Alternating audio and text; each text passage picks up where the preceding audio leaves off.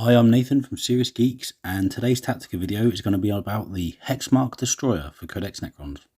The Hexmark Destroyer does have a bad rap on the internet, so it's probably good to speak about it right now. Let's start with the stat line. It's a single model in a unit. It has movement 8, which is pretty phenomenal. It has weapon skill 3+, which is good. Ballistic skill 2+, very good, we all like that. Strength 5, toughness 5. 5 wounds, which makes it fairly hefty, pretty tough. 4 attacks, leadership 10, which is standard for Necrons, and a 3-up save. There's only one variant that you can take, and it's the Amnesic Disintegrator pistol variant. It has 6 of these, range 18, which is pretty good for a pistol.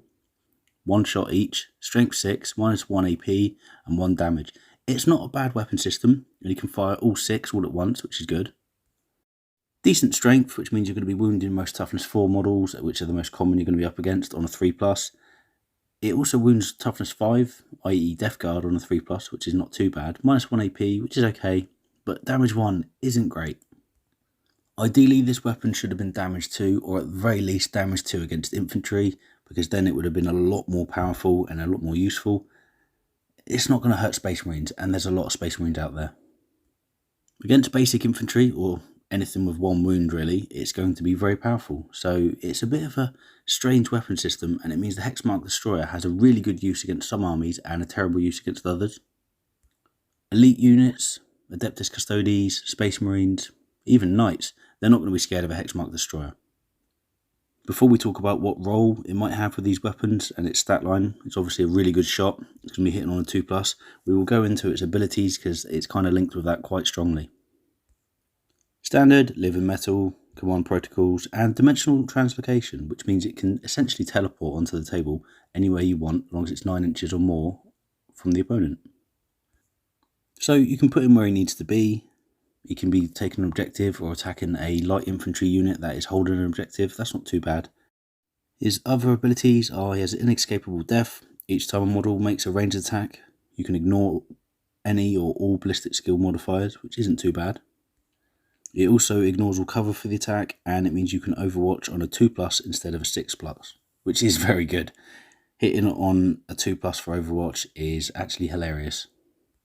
Again, you're not going to do much damage to a Space Marine unit if it's coming at you. You might take a couple out, jump down, shoot them, and then he tries to charge you, and you shoot them all again.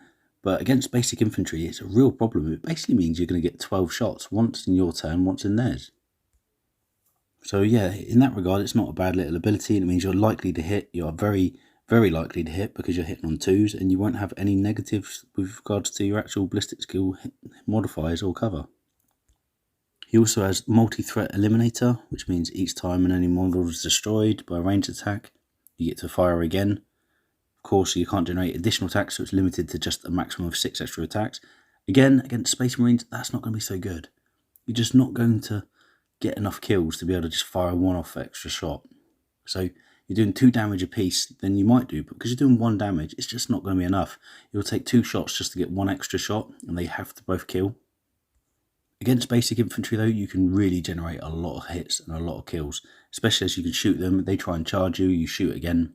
So lighter infantry, very much under threat from the Hexmark Destroyer. And being a destroyer, he is hardwired for destruction. He rerolls attack rolls of a 1.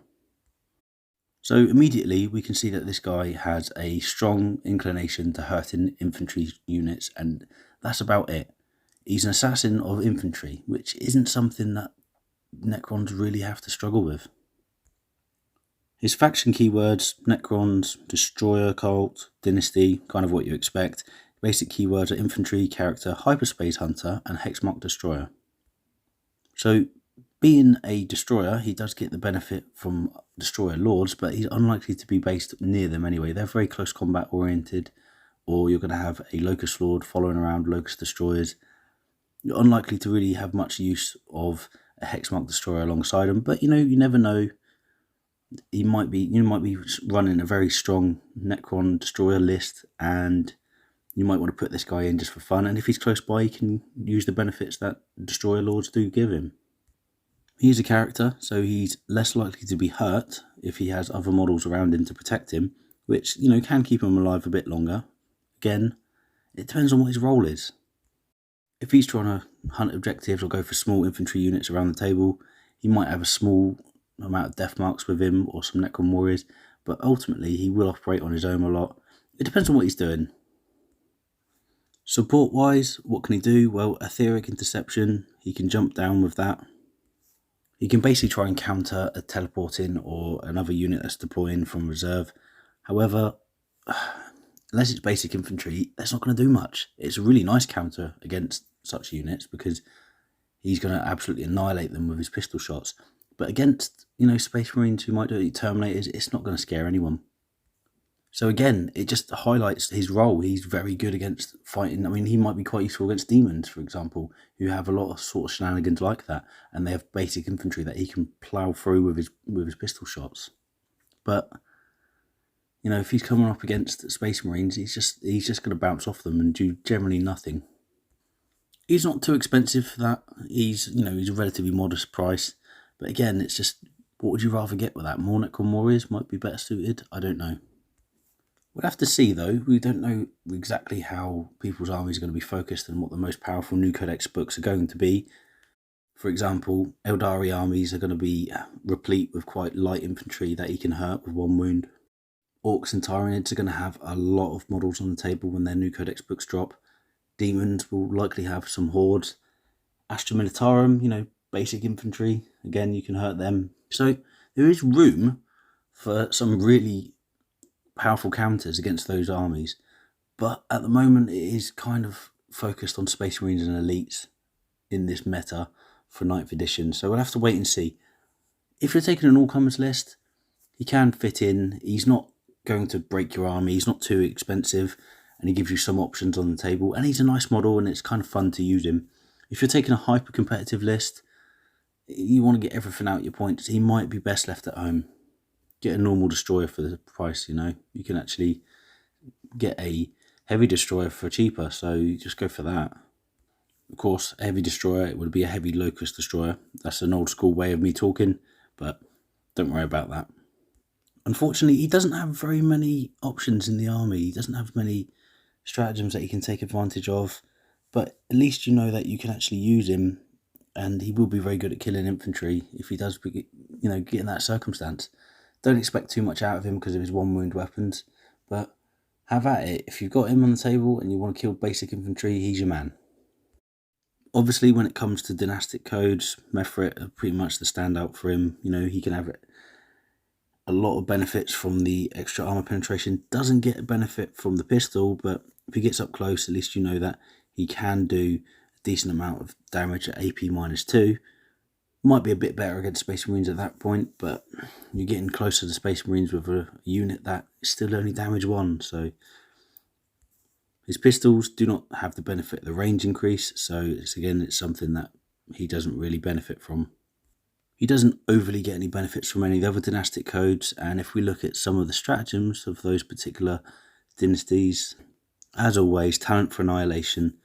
He can cause some mortal wounds. He gets a lot of shots, then he's going to cause some mortal wounds. But again, you'd probably use that on something else. So at least you know that he can do it, and that's something nice. But you'd probably use that particular stratagem on something that has a lot more shots, like just a basic warrior blob. So yeah, there's not really much for him out of the dynastic stratagems either. So that's pretty much all there is to say about him today. There's not much he's got. He needs a bit of support. I think an FAQ change that give him damage 2 weapons against infantry would change the unit completely. You'd find him in quite a lot of lists because he can hurt Space Marines. He can hurt more elite choices, and he becomes a bit of a threat. Maybe even let him fire at characters. What do you guys think of this model? I quite like the actual model itself. I think the rules are a little bit average, and they're a little bit niche. Good against infantry, not so good against anything like heavy infantry or better. Anyway, that's it for me today. It's a pleasure speaking to you. I'm hoping to get another video out very shortly, and I will catch up with you all soon. Peace out.